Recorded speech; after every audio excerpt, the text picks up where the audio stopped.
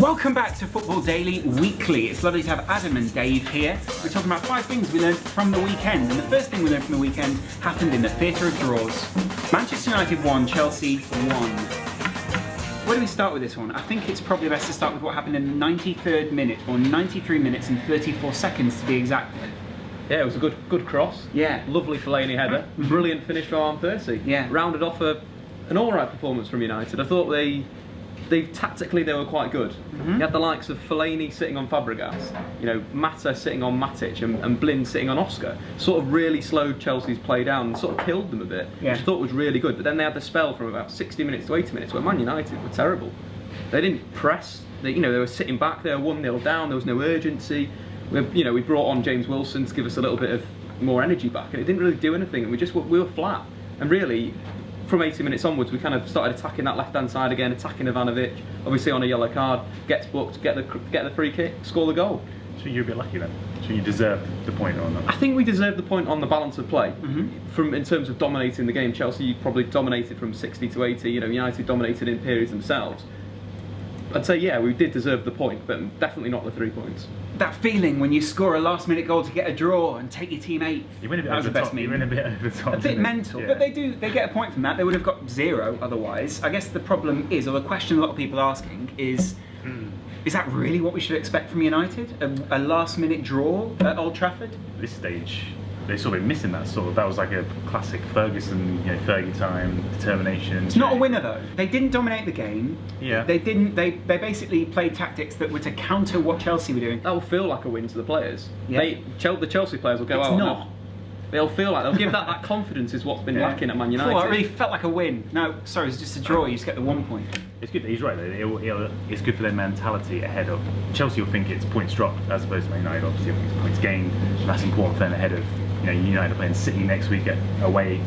City not having the greatest time at the moment, so it could be quite important for them. Let's go to Madrid. Literally, that would be lovely, wouldn't it? Yeah. Madrid 3, Barcelona 1. Yes.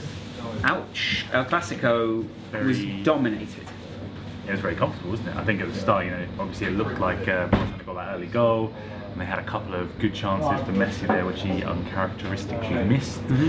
So I think they sort of paid for missing those chances. Real Madrid counter-attacked them as they always do, and just scored these 3 goals, which completely killed the game. Barcelona let Real Madrid back into the game, though, didn't they? Goal from the set piece as well. Yeah. A really silly mistake from Iniesta as well, to keep the ball in, allow him to run onto it. That was a good play from Isco though, you have to give him credit for chasing that dead ball, and again, like we said, counter-attacking game was brutal. Isco apparently in the form of his career so far. I'd definitely say so. I think he's the key man. He's sort of taking that Di Maria role. It's not the Di Maria in terms of energy and that. He's like linking the team together. Feels like him on the left gives them defensively a lot more. He's brilliant on the ball still. He can attack. He's the main man at the moment for Real Madrid. He got man of the match from a number of papers. I think he won 5 tackles against Liverpool in the Champions League midweek, more than any other player. And again, he's winning tackles. He's nicking the ball for the counter-attack to score the goal. And I think it's Isco's time to sort of come to the forefront of this team. While Gareth Bale is injured. Barca, the problem was their structure. It was all wrong. They played these 3 attackers that obviously are branded to be the best in the world: Messi, Neymar, and Suarez, which is an absolutely incredible front line. But they weren't dropping back. And where Real Madrid really punished them was in Real Madrid's fullbacks. Carvajal had a brilliant game. Marcelo had a brilliant game. Marcelo was arguably one of the men of the match, right? He didn't put a foot wrong, and there were some touches he had that were just incredible. In the first half, he created 2 chances. Obviously, with the cross for the penalty, he was absolutely brilliant. But the problem was the 2 fullbacks coming up. The Barca central midfielders had to shuttle over. When you got the likes of Xavi and Iniesta doing the shuttling, they haven't got that many legs. Yeah. So you need. Well, they've got 2. They've got 2 legs, but they're not as fresh as they used to be. Yeah. That's why you could sort of say. You could say Enrique's to blame, because Rakitic, who's been so impressive at the start of the season, taking him out and putting Xavi, Iniesta, Busquets in there, it wasn't really working last season. Martino sort of changed it up. So why did Enrique put Xavi back in there? Like you said, they haven't got the legs to deal with that Real Madrid attack. Well, because tactically he thought he was playing more of a time game, right? So for instance, he was playing Xavi for that limited amount of time, thought he'd have an influence on the game, then was going to bring Rakitic in later. Arguably, that was at 2-1 when he brought Rakitic in, right? Rakitic took the corner. Rakitic took the corner, which was not the best corner, which then obviously lost the ball. I think it's all with the Barca shape, needs to improve. Let's go Tottenham late. Let's win 2-1. fantastic. Mauricio Pochettino. That's a good one to say. That's a really good one to say. It's a great accent. Newcastle won 2-1 away at the Lane. Yes, they did. Rubbish. It was rubbish. You know, Spurs were looking good in the first half, and then what was it, 5 seconds in the second half restart? It all just went horribly wrong. There was that lovely piece of analysis on Match of the Day that, who was it that came back on? Who came back on? Eric Dyer. Eric Dyer came back on. High fives, Kabul, jogs across. Hold on a minute. Sammy Amiobi's just over my shoulder, and it's a goal. Yeah, I think you know, Pochettino sort of made the point afterwards that it's a mental thing with Spurs. He was sort of saying after the shock of that goal, Spurs just couldn't recover from it. You know, we couldn't get back into the game, which that shouldn't be the case, really. You know, Against Newcastle. Yeah, against Newcastle. Oh my God, Newcastle just scored. But there is, I think people were saying before Pochettino got appointed, they were saying he worked so well at Southampton, he had these players who were willing to work for the collective, you know, wanted to work as a team, implement his system, they were willing to do what he said, you know. But people were saying at Spurs, you know, much bigger egos, players like Adebayor, you know, is that going to work? And at the moment, it doesn't seem like they're quite willing to do what he's telling them, you know. Well, they were really high off that result earlier in the week. Everyone was high off that Lamella goal. Everyone had Rabonas over that Lamella goal. They did have Rabonas. But this is, we only won 1-1 in the last 7 Premier League games now, which is pretty relegation form, isn't it? Yeah. So, you know, the problem for us is we've got no threat going forward. We've got Adebayor, who's not a 20-goal a season striker, which is what we absolutely desperately need. He's inconsistent. Soldado is confident. He doesn't look like he's ever coming back to Spurs. When he took the penalty against City last week, you knew he wasn't going to score. You knew before he'd even taken it.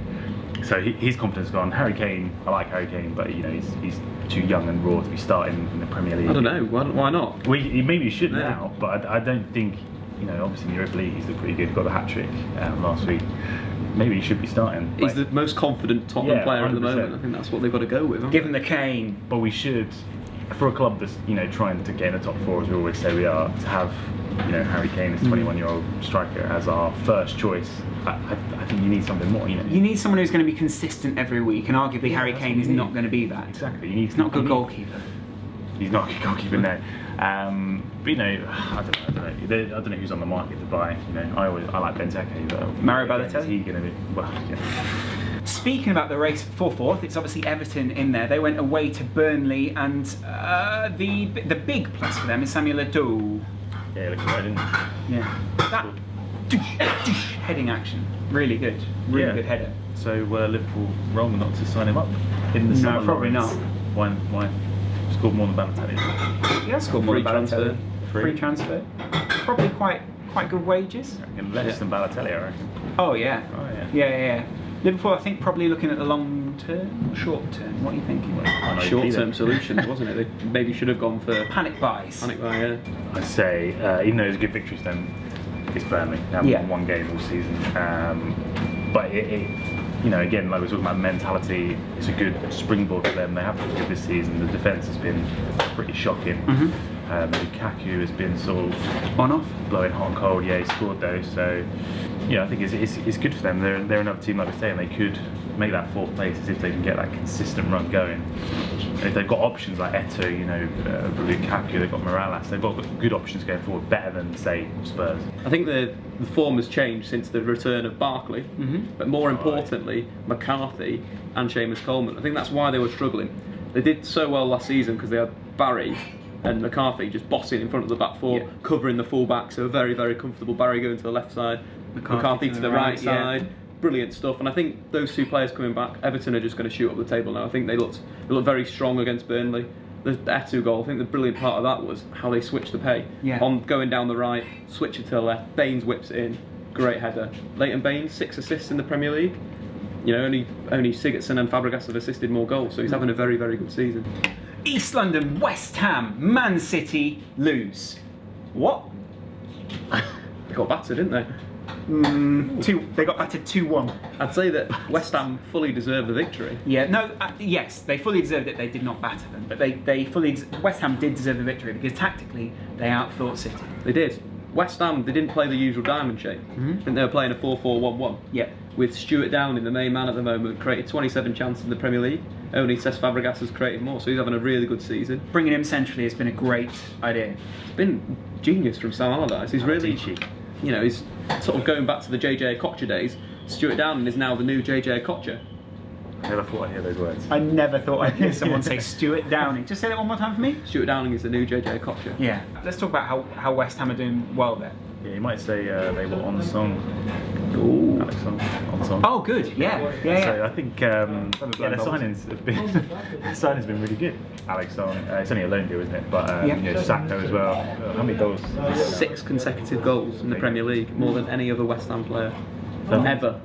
Ever. Such a remarkable transformation though from last season when West Ham fans were sort of calling for his head, Amadici's head, and now he's seen as this tactical genius making all these astute signings. He's always been very tactically impressive. Yeah, very aware. He's always said that if he had the money, he'd be able to do that.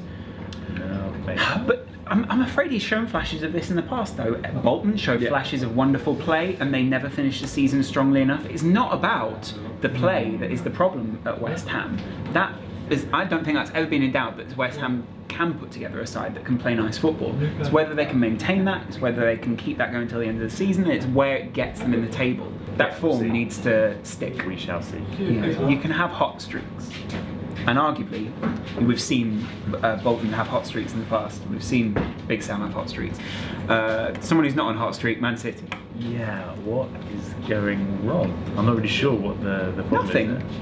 You're going to lose games during the season, and it's because Chelsea have been so consistent that maybe City look less dominant.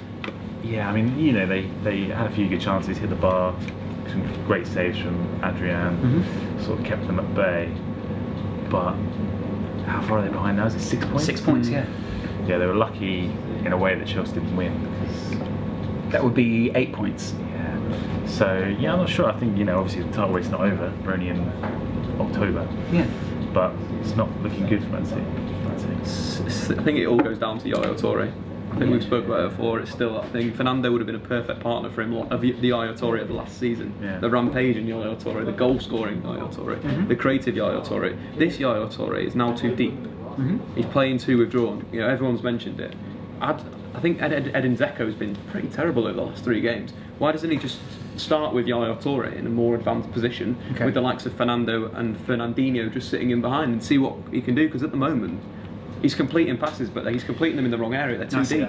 How much would you blame Pellegrini for this sort of the form being not so good? So some people said City were lucky to win last season the title. They almost won it by default. This year, drawing to Roma at home, wasn't it? Drawing to CSKA, losing to West Ham. I think Pellegrini's not really shown any. I think they haven't evolved, have they? Yeah, they haven't evolved as a team. They've not evolved. I don't know, man. Dominate. I don't know. It's an interesting one. I think City splashed the cash, then they win the league. They didn't splash the cash this summer, so they're not going to win the league. Simple as that. They shouldn't have to splash the cash though, because they've got so many good players. Exactly. So therefore, is it the manager's fault that they're not looking as? They should look a lot more convincing for a team that's cost. I don't know how much it's cost. There have been times where they've looked convincing. They've played some very talented sides. Roma are a very talented team. They've done well in Serie A this season. CSKA again, are they going to be a challenging outfit when you're playing in the Champions League? And West Ham are one of those teams that no one seems to be able to beat this season. It's not unreasonable to say that those are 3 results which do not define City's season, but may end up defining the end result. Good point, Laurence. Yeah, so it does define City's season in that sense. Yes. Yeah. Thank you very much for watching. Let us know what you learned in the comments below. We'll be back later in the week answering your questions. Until next time, enjoy your football.